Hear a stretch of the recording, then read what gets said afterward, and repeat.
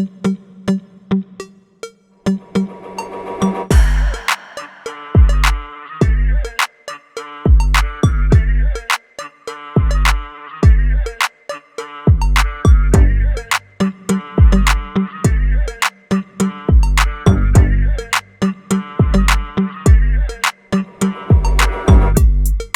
दोस्तों, मेरा नाम चंद्रशेखर है और आज के इस वीडियो में हम बात करेंगे कि पोर्तुगल में पेपर बनना कितना आसान है। देखिए, आप में से बहुत सारे लोग मुझे कांटेक्ट करते हैं और मुझे कहते हैं कि मैं पोर्तुगल जाना चाहता हूं, और कई बारी मैं आपसे पूछता हूं कि आप पोर्तुगल क्यों जाना चाहते हैं, तो आपका आंसर होता है कि वहां पर पेपर बनना आसान है। तो आज के इस वीडियो में मैं आपको डिटेल में बताने वाला हूँ कि पोर्तुगल में पेपर बनना कितना आसान है। क्योंकि देखिए, आसान होने का क्या मतलब है, ये कई बारी मैं ऑब्ज़र्व कर चुका हूँ, लोगों को नहीं पता है। जस्ट बिकॉज कि हर कोई कह रहा है कि पोर्तुगल में पेपर बनना आसान है, इसका मतलब ये नहीं है कि आसान है।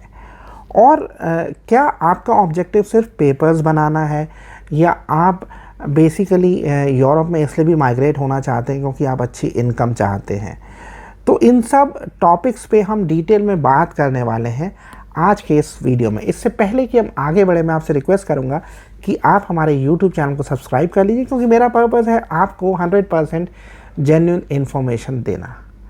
तो दोस्तों, मैं कई बारी खुद भी पोर्तुगल जा चुका हूं, और मैं जब वापस आता हूं, मैंने बहुत सारे वीडियोस बनाए हैं अपने पोर्तुगल के ट्रैवल के दौरान अलग अलग वीज़ा कैटेगरीज़ में।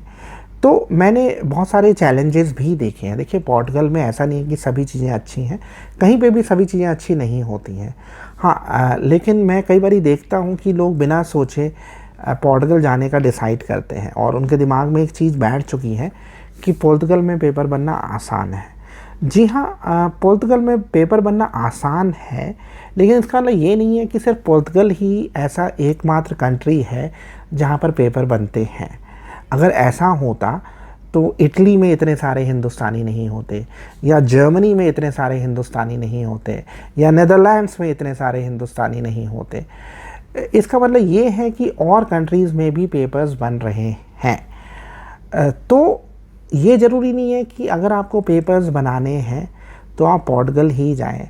और एक और चीज़ यहाँ पे बता दूँ, जनरली जब लोग बोलते हैं कि पोर्तुगल में पेपर बनना आसान है, वो रेफ़र कर रहे हैं ऐसे लोगों को जो बेसिकली पोर्तुगल जा रहे हैं टूरिस्ट वीज़ा पे, या इलीगली पोर्तुगल जाते हैं।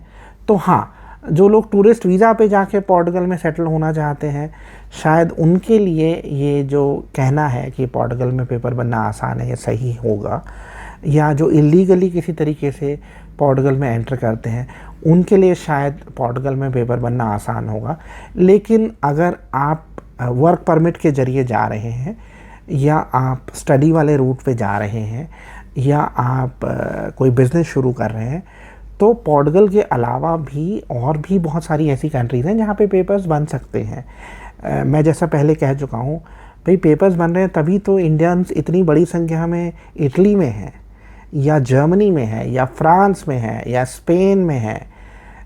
तो एक चीज़ को दिमाग से बाहर निकाल दीजिए कि पोर्तुगल में पेपर मिलना आसान है, और कंट्रीज़ में भी पेपर मिल सकते हैं। यहाँ पे मैं एक और आपको एक स्टोरी शेयर करना चाहूँगा। मैं किसी को जानता हूँ जिनको हंगरी का वर्क परमिट मिला, और उन्होंने क्या किया, वो पहुँचे हंगेरी में और अगले दिन ही वो बेसिकली चले गए पोर्तुगल।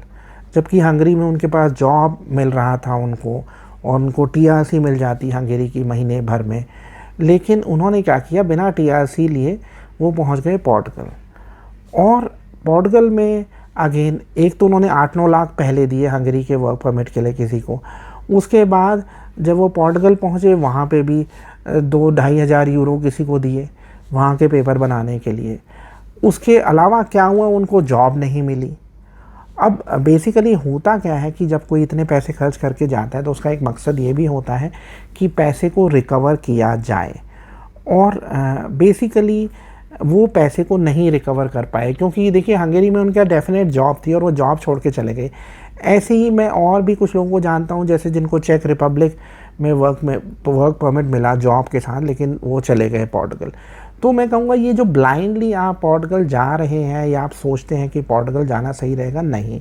मेरी क्या सलाह है? मेरी सलाह है, अगर आपको माल्टा में या हंगरी में या चेक रिपब्लिक या पोलैंड में जॉब मिल रही है तो वहाँ पे कम से कम साल या 2 साल आप वर्क एक्सपीरियंस गेन करिए। उसके बाद जैसे आप पोलैंड से पोर्टुगल भी जा सकते हैं, और अगर आप अच्छा काम करें तो आप सीधे जर्मनी भी जा सकते हैं, जो मैं कहूँगा ओवरऑल यूरोपियन यूनियन का सबसे अच्छा कंट्री है। अगर हम सैलरी की बात करें, इमिग्रेशन की बात करें तो आपको थोड़ा सा लंबा सोचना है, क्योंकि जो ये चीज़ कही जाती है कि पोर्टुगल में पेपर बनना आसान है, एक चीज़ समझ लीजिए। अगर आप टूरिस्ट वीज़ा पे जा रहे हैं तो आपको 2-2.5 साल तो पहले टीआरसी का वेट करना पड़ेगा, और आपका जो हम कहते हैं कि पोर्तुगीज़ पासपोर्ट आप 5 साल के बाद अप्लाई कर सकते हैं, तो टेक्निकली आपको 7.5-8 साल लग जाएंगे अगर आप एलिजिबल हैं तो पोर्टुगल का पासपोर्ट हासिल करने में।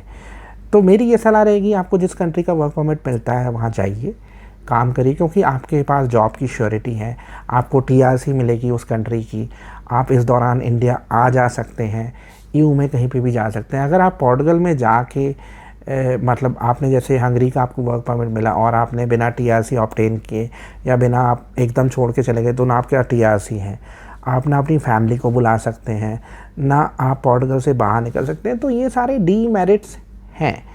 तो मैं कहूँगा कि आप सिर्फ सुनी सुनाई बातों पर मत जाइए, लॉन्ग टर्म में सोचिए।